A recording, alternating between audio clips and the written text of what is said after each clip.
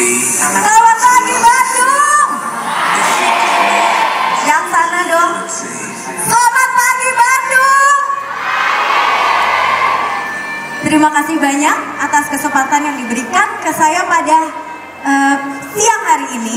Tapi kalau di kita selalu pagi hari. Terima kasih banyak. Saya hari ini diminta untuk bercerita soal make that change. Hari ini saya diminta cerita soal bagaimana saya bisa berubah. Tadi teman-teman dengar saya diperkenalkan nomor 9 Indonesia, penghasilannya sekian puluh dan sebagainya dan sebagainya. Kira-kira gampangkah itu dilakukan? Gampang? Saya akan cerita bahwa saya memulainya persis sama seperti Anda. Kalau saya diminta bercerita untuk making a change, tentang berubah, saya harus cerita dulu dari saya yang pertama banget. Saya yang belum berubah.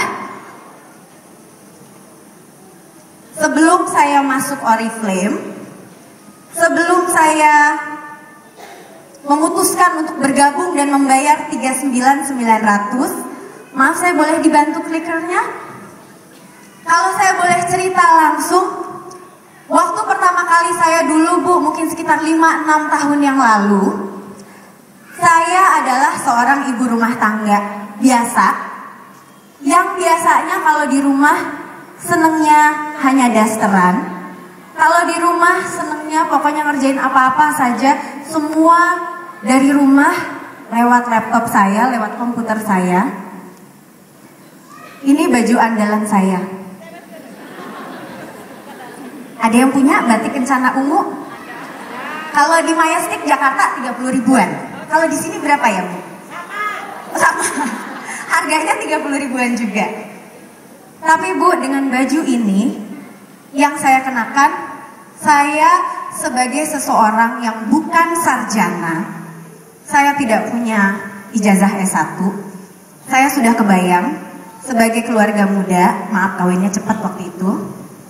Saya punya anak 2, hidup di Jakarta. Kalau saya harus bekerja kantoran tanpa ijazah S1, kebayang ya Bu gajinya berapa? Saya nggak mau itu. Jadi yang saya lakukan adalah pokoknya apa saja saya mau kerjain. Saya jualan jilbab secara online, secara offline. Saya coba bikin bisnis antar jemput anak. Saya coba jualan parcel, lagi hamil besar, waktu itu saya harus ngangkat-ngangkat piring dan sebagainya. Ayo, semua saya lakukan, pokoknya asal saya bisa punya duit. Saya coba segala jenis bisnis, segala banyak MLM.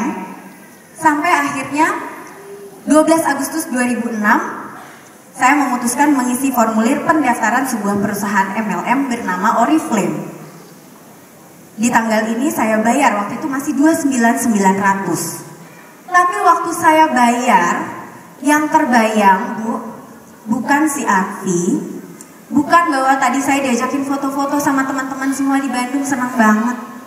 Yang kebayang bukan saya punya duit yang banyak banget, yang pokoknya benar-benar berlimpah. Bukan kebayang bahwa saya bisa, kalau saya ke Bandung, saya bisa nginep di Padma mungkin, atau di Hilton, atau di Serela, itu nggak kebayang sama sekali. Karena pada waktu itu yang saya rasakan hanyalah saya nggak punya uang, saya nggak punya apa-apa. Jadi pokoknya saya masuk Oriflame, gimana caranya saya bisa punya uang untuk bisa membayar hutang-hutang saya. Jadi kalau ada teman-teman yang ada di sini sekarang, ada mungkin yang belum bergabung, boleh angkat tangannya saya lihat. Oh kebanyakan sudah bergabung. Yang masih 3%-an, ya masih malu-malu kalau ngangkat 3%. Syukur masih malu ya. 12 deh, 12. Sudah semakin banyak. 15, 18. Oke, mudah-mudahan sudah semakin banyak.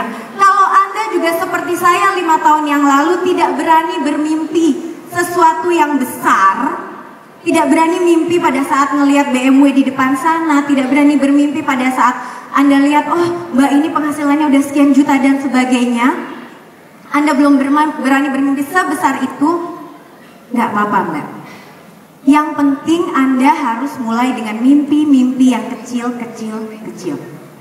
Mimpi kecil saya yang pertama, yang penting bisa bayar utang, gimana caranya 4 juta sebulan. Mimpi saya yang kedua, gimana caranya kalau anak saya masuk sekolah SD waktu itu, saya nggak perlu minta bayar uang pangkalnya sampai 3 kali saya minta dicicil. Yang penting gimana caranya kalau misalnya orang tua sakit saya bisa bantu. Itu adalah yang saya alami, dan buat saya teman-teman, itu yang harus kita punya saat ini. Kenapa kita rela siang-siang ada di sini sekarang? Anda pasti punya mimpi. Walaupun mimpinya belum yang besar-besar tadi yang keluar negeri dan sebagainya, tapi Anda harus mulai dengan mimpi yang kecil-kecil ini tadi. Ada yang belum berani bermimpi, ada yang saking hidupnya susah sampai nggak berani punya mimpi besar. Paling gampang, Mbak, kalau kita mau bermimpi, kita lihat sekitar kita. Ini adalah foto orang-orang yang saya sayangi, foto keluarga saya. Kalau saya boleh cerita dikit ya, waktu 5 tahun yang lalu anak saya masih kecil-kecil. Kalau saya sama mereka masuk ke toko mainan, mereka yang menjadi sangat dewasa. Anda tahu tatapan anak kalau melihat rak mainan, ya? Tapi tahu ibunya nggak bisa beliin. Pada saat itu anak saya yang harus ngomong, belum beli sekarang ya, Ma. Mama lagi nggak punya duit ya? Ya, aku cuma lihat aja kok. Itu anak saya umur 4 tahun, 6 tahun udah begitu, Bu. Kalau Anda lihat foto yang sebelahnya tadi, itu foto mama saya dan foto adik saya tersayang. Mama saya waktu itu, di hari saya menjadi director, di hari saya tahu ibu saya terkena kanker paru-paru stadium 3B. Dan pada saat itu saya cuma bisa bilang ke adik bungsu saya yang masih sangat dekat sama mama, saya bilang kalau kamu pengen bikin bangga mama, kejar penghasilan cepat di Oriflame supaya mama bisa bangga sama kamu, supaya mama sempat lihat. Dan alhamdulillah adik saya sempat dilihat mama menjadi seorang director. Sekarang adik saya adalah kualifikasi gold director. Dan salah satu kakinya adalah kakak kami sendiri. Buat saya itu adalah momen yang luar biasa. Pada saat saya tahu apa yang dibutuhkan oleh keluarga saya.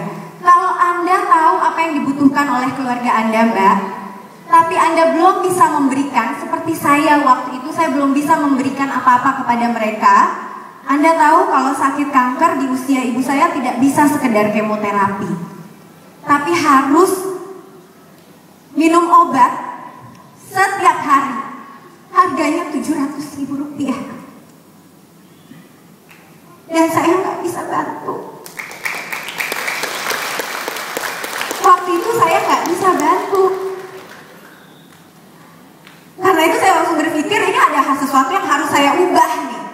Mulai dari cara kerja saya yang tadinya cuma mau di rumah aja, mulai dari cara pikir saya yang tadinya pokoknya maunya gitu-gitu aja gitu ya, nggak mau keluar rumah dan sebagainya, tapi sekarang mau nggak mau saya harus ya